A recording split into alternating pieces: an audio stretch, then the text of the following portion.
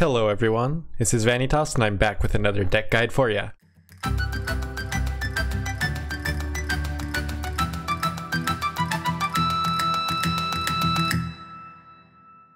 This is an updated version of my Crach Crate cursed guide, and while I do call it cursed, it is less a cursed deck and more of just a standard whale harpooner control deck.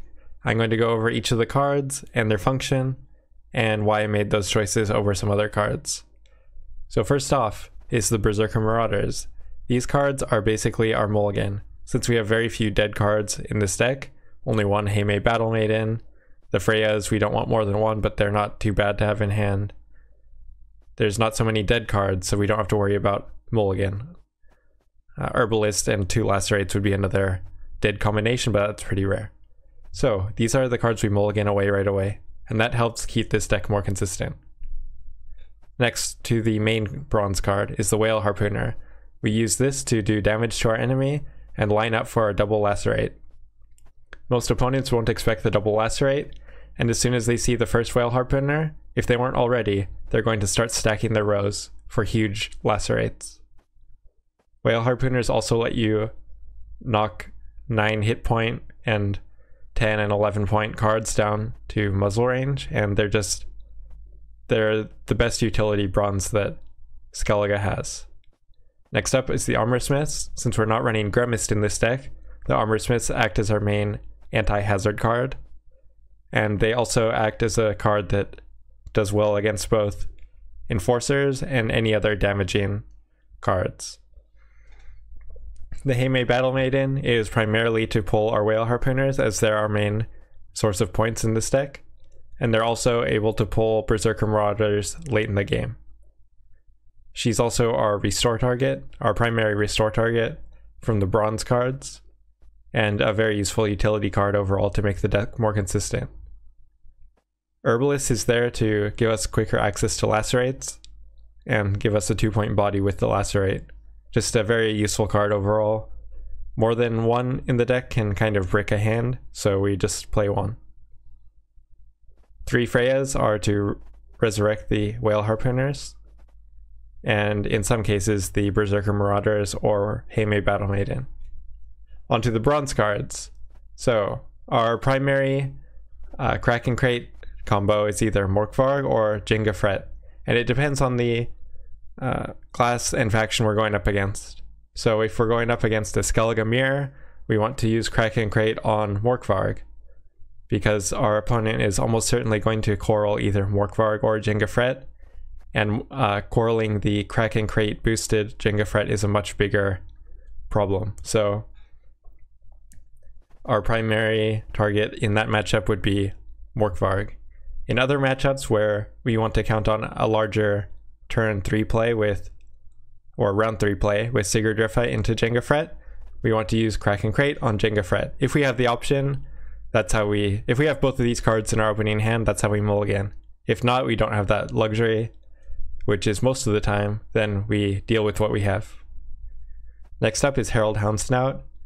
Harald Houndsnout is only an 8-point play, a 7-point play when played, so it's a very low tempo play, but lets us draw a Berserker Marauder.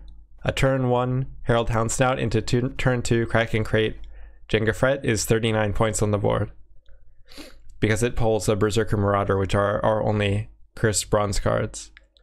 That is a very strong play, and even if we can't get that combo off due to our opponent disrupting it, it puts pressure on our opponent. So Harald Houndsnout is a great card to play going second, especially.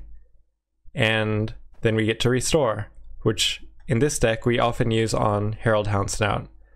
Heime Battle Maiden is our other target, but Harald Houndsnout is even better. Most of your opponents are not going to expect a second Harald Houndsnout into Djenge Frett play in round 3. And if those are your last 2 cards played, not only are you going to get more than 39 points due to the buffed Djenge Frett and possibly double buffed from Harald Houndsnout's spawn, but you're also going to have more units and more damaged units on board, so the Berserker Marauder that pops from Harald is worth even more points. So you can have a potentially 45 to 50 point 2-card swing in the third round for your last 2 cards. And most of your opponents are not going to expect it. Sigurdrifa is of course to resurrect Djenge Frett primarily, but can also be used as just another bronze resurrect. And Udalric is to give us the last play, since our last play is going to be huge, and also get something into the graveyard in the first round if we have some otherwise dead Freyas. We also don't thin through the whole deck, so an extra draw helps us a lot. And now for the golds. We have 4 golds, they're all removal. Now, you may ask, first of all, why no Royal Decree? Isn't accessing your best golds most important in this kind of deck? Well, if you draw all 4 golds and one of them is Royal Decree, even if you mulligan one back, that's 1 gold you could have had. And because all 4 of our golds serve the same purpose, which is removal, it's okay if we don't draw the perfect removal, because our golds all serve a similar purpose. Now they all do have very specific reasons why we have them in the deck, and I'll go over those shortly. Coral, this one's obvious. The transforming unit into a Jade figurine is useful in many matchups. Madman Lugos gives us another graveyard target and thins our deck. Muzzle is an extremely good card in almost every matchup. There's no reason not to run it in almost any deck. And Eskel is probably the oddest choice, but it serves a dual purpose. First, well actually 3 main purposes. One is to kill Udalric, so that we can play Udalric and Eskel on the same turn, and not end up way behind, and gain some card turn advantage. Second is, against monsters, there's a decent amount of caretakers, which can ruin our day with Djenge Frett. And the way we can counter that is after they caretaker Djenge Frett, you use Eskel to kill Djenge Frett on their side of the board. It turns an unwinnable game into a very winnable game. And the last one is in the mirror matchup against Djenge Frett or against veteran Skellige. Eskel is worth a lot of points. And that's about it. The only other nuance to this deck that I want to mention in this video is if you're playing against monsters that might have Caretaker, you want to definitely try to win round 1, which you should be able to do with this deck. It outpowers virtually any monsters deck. And then immediately in round 2, if you have the option, you want to Sigurdrifa resurrect Djenge Frett, use him on the Morkvarg and Sigurdrifa of course, so that they cannot caretaker it, and you want to 2-0 the monsters player. That's about it, and with that we'll get into a game that I played with this deck against TailBot and show you a couple of the maneuvers you can use. And here we are in our game against TailBot. As of this recording, TailBot is currently in the semifinals of the Gwent Open. Not sure about the result yet, but he is a very solid player, especially on ladder, and I wanted to show this game. So, in our opening hand we've got 3 of our golds, which is one of the reasons why we don't want Royal Decree. We mulligan away our Berserker Marauders, as we only want to pull them via Harald Houndsnout, and we did get Morkvarg, and we got Djenge Frett as well. This is not ideal, as we do want to pull one of these 2 cards with Crach normally, as these cards will be resurrected in future rounds. Let me turn down the volume a little bit. This is a pretty easy first play. This is our most efficient way to remove this card here. And that can prevent him from using Blue Stripes Scout to play another Blue Stripes Commando. It also removes 1 crewman, which, because he's playing Ronvid of Smallmarsh, which we know now, he's going to be playing a machines-based deck with Radovid. At the time of this recording, TailBot was still number 10 on Pro Ladder, but he quickly climbed to number 2 after this. Ronvid is our only Coral target in this deck, so as soon as we see him, we Coral him. And yes, we have used 2 of our golds, but we have disrupted his strategy a lot. One of the things I love about this deck is that it's very interactive. It's a control deck at its core. It doesn't have Scorch, it only has Whale Harpooners and Lacerate, but it is a control deck. We can hard remove 4 of his cards with our 4 gold cards, and we can soft remove and damage a lot of cards with our Whale Harpooner combo. See here how we force out John Nautilus to get another Blue Stripe Scout out, even though that means he is going to be able to play all 3 Blue Stripe Scouts. Yeah, if he has a Reaver Scout, it's not a big deal for us. This is a good draw for us. We get our second Whale Harpooner, and we're able to put another Armor Smith in the graveyard.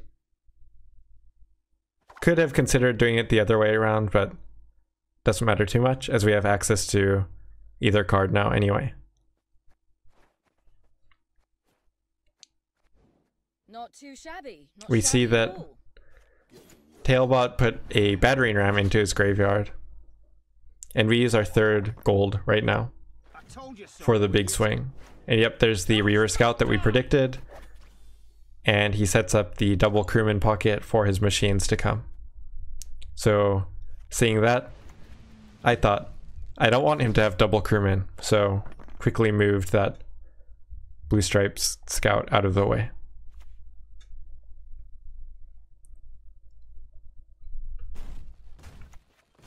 And there's the machine that we were expecting. He's still going to be able to kill Lugos, but that is okay. We could consider resurrecting an Armor Smith here to prevent the second battering ram play from getting health. To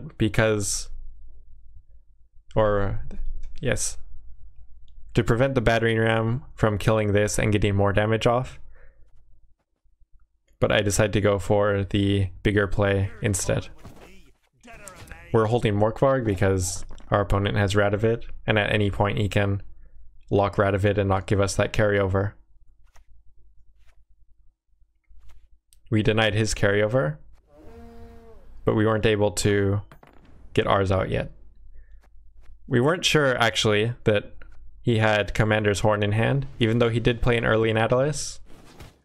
It's not a sure sign that he has Commander's Horn, because we forced him to play Nautilus just to buff the Blue Stripe Scouts and all the Temerian cards.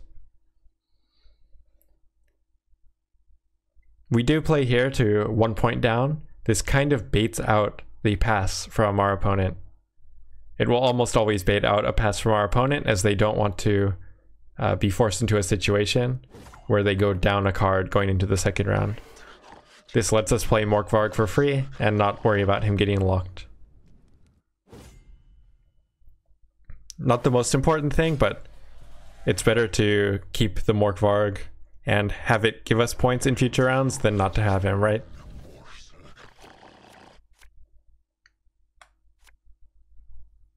So this is an easy mulligan. We do not want 2 Lacerates in hand. Harald Houndsnout is not our favorite card here, but not bad.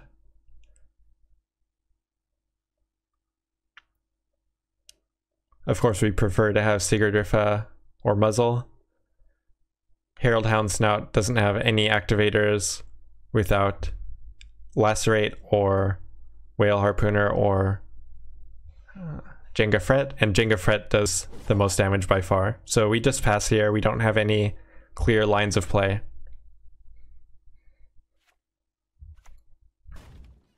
We want to pass and make sure that we have turn advantage going into the final round.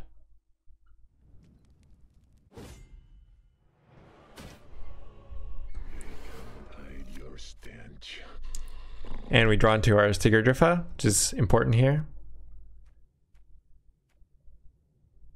Muzzle would be good.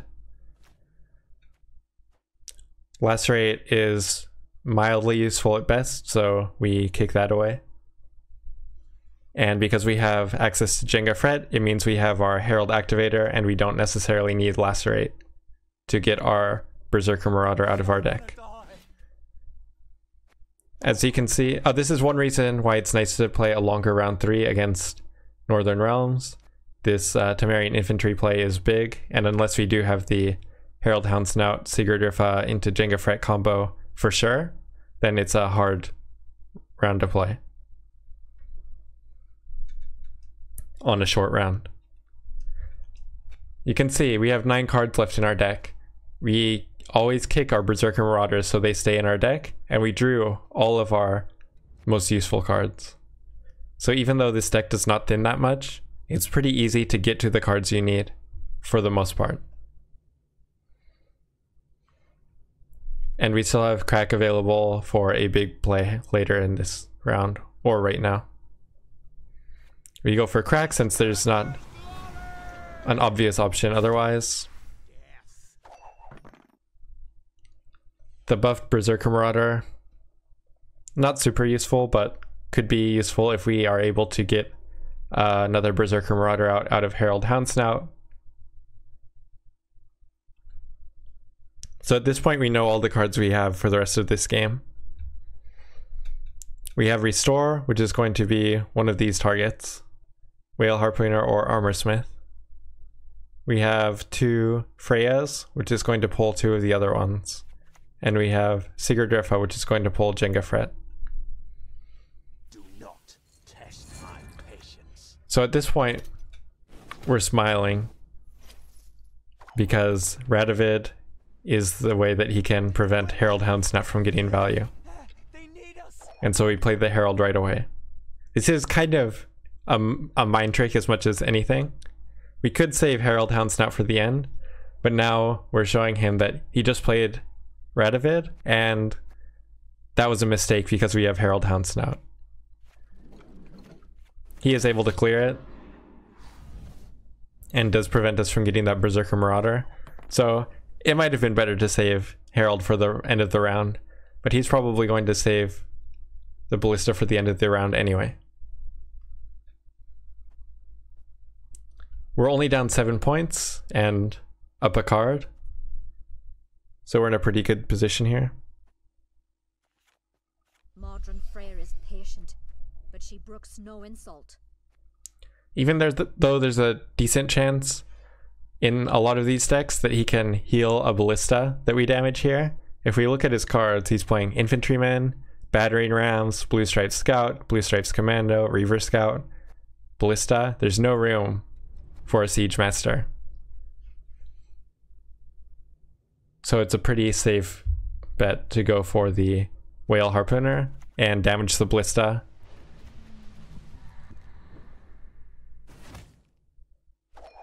Even if we can't kill it. I see you've thought about this. Taller in hand is another poor play for him. We don't care too much about having last play. We've already showed our hand. He knows what we have. We have no way to pull Berserker Marauders anymore, so it's okay to heal one of them. This also prevents the Scorch play, in case he's playing Scorch. This is our only play right now, really. Trying to figure out what to shield here. Go for our back row just in case he's playing a random Lacerate.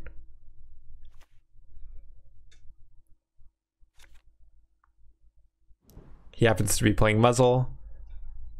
That's a good 16-point swing, but nothing he can do with the Whale Harpooner.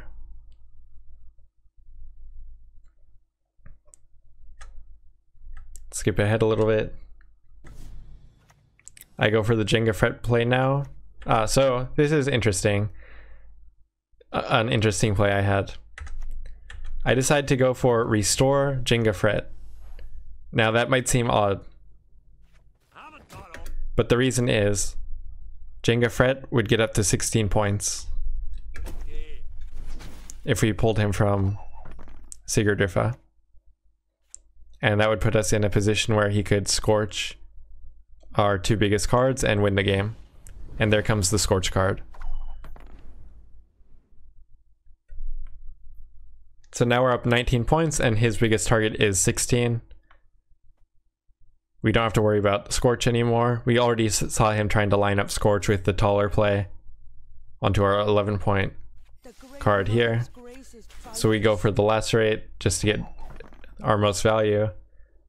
And then there's the Scorch. And then our last play here is to Armor Smith up.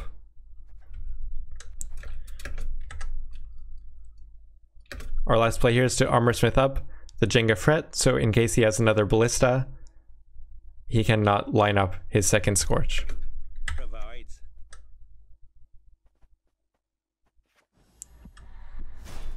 And that would have given him 22 points that we can avoid now.